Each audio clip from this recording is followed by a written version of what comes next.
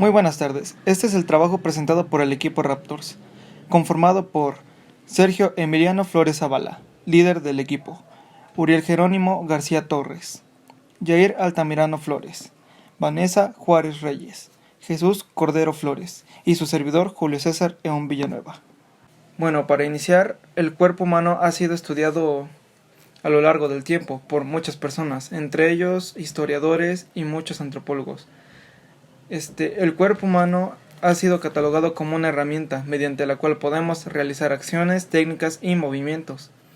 Bueno, en base a lo leído, puedo deducir que Marcel Mauss tiene una perspectiva fija y diferente sobre lo que era el cuerpo humano, pues algunas cosas que para nosotros nos parecen naturales son en realidad de un carácter histórico y que poseen una dimensión simbólica. Se han realizado muchas investigaciones con carácter histórico y antropológico sobre lo relacionado con el cuerpo humano. La antropología en gran medida había cambiado cierta parte de la investigación, pues en ese tiempo habían cambiado todo lo investigado por alguna documentación histórica y que se había recabado a lo largo de esos años.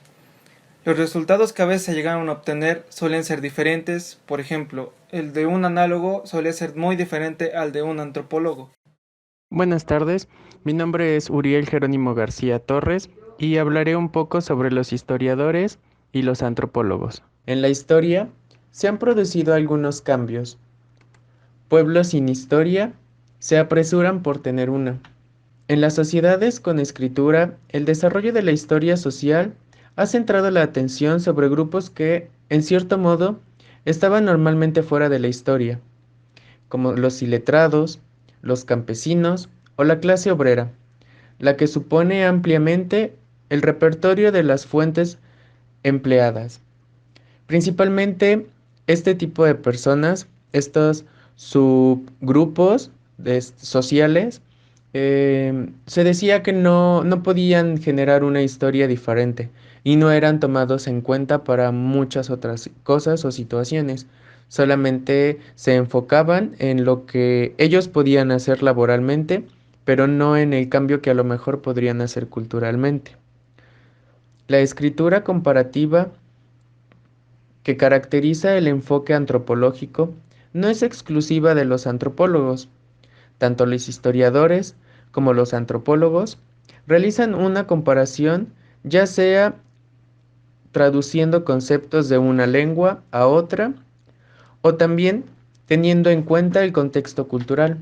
Paralelamente, los antropólogos han prestado atención durante el siglo XX a los materiales históricos, de distinta forma, según se tratara de la antropología, de sociedades tradicionales o de una antropología del presente. Normalmente, todo lo que conocemos cambia y se actualiza. Y de la misma forma, en las comunidades, de la misma forma con los distintos tipos de personas, su forma de pensar, sus tradiciones, sus costumbres, también se van yendo modificando para hacer nuevas cosas en su misma comunidad o en el mismo lugar en donde se desarrollan. Los historiadores se han hecho historiadores de campo para recoger historias orales y los antropólogos se han hecho historiadores para comprender el pasado del pueblo que estudian. Esto a los antropólogos les ayuda un poco más el conocer las personas a las que están estudiando, las personas con las que están conviviendo o están aprendiendo de ellas, de su cultura, de sus tradiciones, de las actividades que ellos realizan. Y esto les ayuda un poco más a a su investigación y el relacionarse e involucrarse un poco en las actividades que realizan las personas a las cuales estudian. Es una forma de entender el por qué hacen ciertas cosas, ciertas reacciones o ciertas actitudes. Muchas gracias. Buenas tardes, compañeros y profesor. Mi nombre es Jesús Cordero Flores y les voy a continuar hablando de la lectura que le tocó a mi equipo y a mí. Tenemos que a partir de la década de los 70 Las fuentes orales se sitúan en el centro de las relaciones entre la antropología y la historia francesa. El uso de fuentes orales africanos empujó a los antropólogos franceses a interesarse por la historia cuando quisieron compararla con testimonios de fiabilidad cotidiana. Tenemos que la antropología es la ciencia que estudia al ser humano de una forma integral, de sus características físicas como animales y su cultura, que es un rasgo único biológico. Tenemos que asimismo, este estudia las sociedades del presente y del pasado, así como las diversas culturas y formas de organización e interacción social que han creado. Desde su considalización, se interesó por conocer a las otras culturas y la interacción entre el hombre y el medio ambiente. Gerald Altamirano Flores.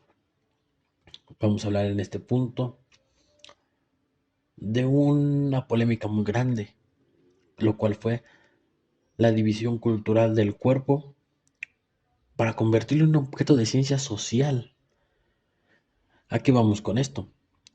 Vamos arraigando a que en la Edad Media se consideraba al cuerpo como la prisión y el veneno del alma.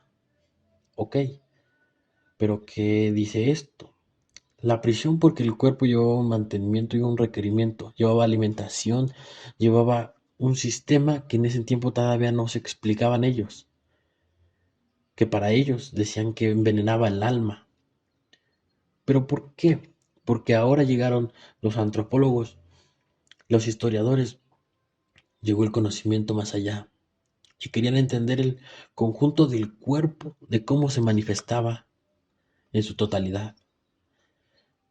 Mi nombre es Vanessa Juárez Reyes y a continuación yo voy a hablar acerca sobre el cuerpo en la Edad Media. Se asumía como un objeto del olvido. El cuerpo coincide en que cada hombre se compone de un material creado. En ese sentido, el padre Gregorio Magno consideraba que el cuerpo era una abominable vestimenta del alma. ¿Qué quiere decir? Que el alma se encuentra encerrada dentro del cuerpo y también es necesario sobresaltar que el cuerpo y el alma pues son disociables, que están totalmente separados pero son totalmente complementarias. En la iglesia también se consideraba que el cuerpo pues era una prisión y veneno del alma. Por ello también se consideraban o imponían algunas prácticas y hábitos. Y estas prácticas y hábitos les permitían al hombre la renuncia al placer y liberar su alma. Una de estas prácticas son las penitencias y los hábitos en la alimentación. Como uno de esos ejemplos era como comer carne solamente 3 veces al día o hacer algunos ayunos.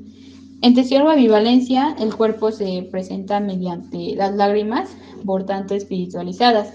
Representan una comunicación entre el cuerpo y el espíritu, mientras que la risa permanecerá siempre vinculado a lo del mismo modo, del cuerpo desnudo, aunque suele caer del lado del pecado. También puede significar la belleza o la inocencia. Y sería todo. Buenas tardes, mi nombre es Sergio Emiliano Flores Zavala. Y bien, continuamos con la formulación de Jean de Salisbury, la cual nos dice lo siguiente. El Estado es un cuerpo en el que el príncipe ocupa la cabeza, el Senado ocupa el lugar del corazón, etc.